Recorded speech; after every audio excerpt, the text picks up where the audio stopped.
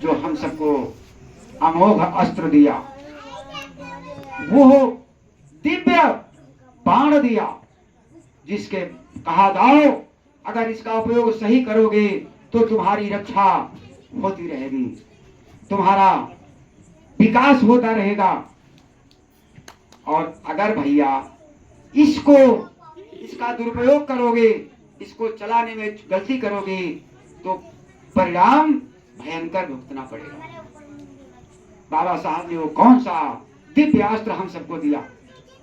पहले तो ऐसा था, राजा जो है राजतंत्र था, एक ही परिवार के राजा होते रहते थे। जब ये प्रजातंत्र आया, लोकतंत्र आया, संविधान की रचना हुई, हमारे बाबा साहब संविधान सभा के अध्यक्ष बनाए गए और संविधान को पूर्ण रूप से तैयार करने के लिए इनको पूरा अधिकार दिया गया। तो उन्होंने संविधान में एक वोट का अधिकार, वोट देने का अधिकार हम सबको वो दिव्य बाण के रूप में दिया। वो दिव्य हथियार, वो अमोघ अस्त्र दिया कि इसके बल पर तुम अपनी रक्षा कर सकते हो, अपने समाज का विकास कर सकते हो। लेकिन बड़े दुख के साथ कहना पड़ रहा है कि आज भी हम लोग उस दिव्य अस्त्र का उपयोग सही करना नहीं जानते हैं, क्योंकि उसकी कीमत और उसकी वैल्यू हमको पता नहीं है। हमको सिर्फ इतने पता है वोट तो वही देना है, भाई जो कहा फर्क पड़ता। लेकिन वही तुम्हारा हथियार है कि जब अपने समाज के लोग, जनता से ही एक राजा चुना जाएगा, जब 5 साल बाद वक्त आता है तो हमारी बुद्धि फेर दी जाती है क्षणिक लालच में। वो चाहे दारू का लालच हो, चाहे 100, 200, 500, 1000 रुपए का लालच हो, हम भूल जाते हैं कि हमें कैसा जो है सम्मानित और कैसा व्यक्ति चुनना चाहिए जो हमारी सहायता कर सके, हमारी सेवा कर सके। मैं आप सभी से अनुरोध करूंगा कि अपने इस अधिकार को, वोट के अधिकार को समझें। जब तक हम इसको नहीं समझेंगे, राजनीति न करो। बाबा साहब का सपना था कि हर एक घर में एक नेता होना चाहिए, कुछ जानकारी होना चाहिए जरूर।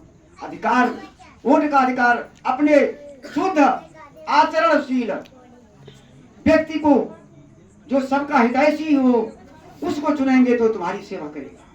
अगर अन्यायी, अत्याचारी और अत्यायी व्यक्ति को चुनेंगे तो वो अपनी ही सेवा नहीं कर पाएगा, तुम्हारी सेवा क्या करेगा। ये सपना था बाबा साहब का। उस दिव्य अस्त्र को चलाने का हम लोग सही ढंग से उपयोग नहीं जान रहे। समय आने पर हम लोगों को गुमराह कर दिया जाता है, तोड़ दिया जाता है, 7 पुस्तों की जो बातें उखाड़ करके यानी हम लोगों को पथ भ्रष्ट कर दिया जाता है और अलग अलग छिन्न भिन्न कर दिया जाता है। सोचने समझने की शक्ति छीन हो जाती है और हम बिना सोचे समझे, बिना निर्णय लिए, 4 लोग बैठ करके उसका निर्णय न लेकर के एक एक करके जहां जहां मन होता है चले जाते हैं और अपना अस्तित्व समाप्त कर देते हैं। मैं आप लोगों से गुजारिश करूंगा, यहाँ पर जो 4 लोग सुनने वाले जो लोग हैं, कम से कम इस बात को जरूर धारण करें कि जो इस बाबा साहब ने हमको ये अस्त्र दिया है, जो ये हथियार दिया है, उसका उपयोग सही चलाना सीखें। अगर उपयोग सही नहीं चलाएंगे तो हम तो जाएंगे ही, साथ में हमारा समाज भी जाएगा। ये हमारा आप लोगों से विशेष कहना है। हर एक व्यक्ति कहता है, जागरूकता में भी कहा जाता है कि ना झुको, ना रुको, ना बिको। लालच में ना करके अपने अस्तित्व को, अपने अधिकार को न खो। बाबा साहब का ये एक उंगली उठती है कि एक को देखो, हम लोग नहीं देखते। बाबा साहब वो महापुरुष थे जिन्होंने कितना त्याग किया है, भगवान जाने। उस समय उन पर जो बीतती थी, जो त्याग किया, उसका आज केवल हम सुन रहे हैं तो आत्मा थर्राती है। लेकिन हम आप कितने कैसे हैं जो अपने परिवार के लिए, अपने भलाई के लिए खुद तैयार नहीं हो सकते। शिक्षा जरूरी है, बिना शिक्षा के, बिना संभव सत्संग के, ज्ञान के हम अपने को विकास रूप में नहीं ला सकते। ये हमारा नहीं, बाबा साहब का मिशन, बाबा साहब का संदेश है, शिक्षित बनो, संगठित बनो, तब अपना काम करो। जय भीम, जय भारत।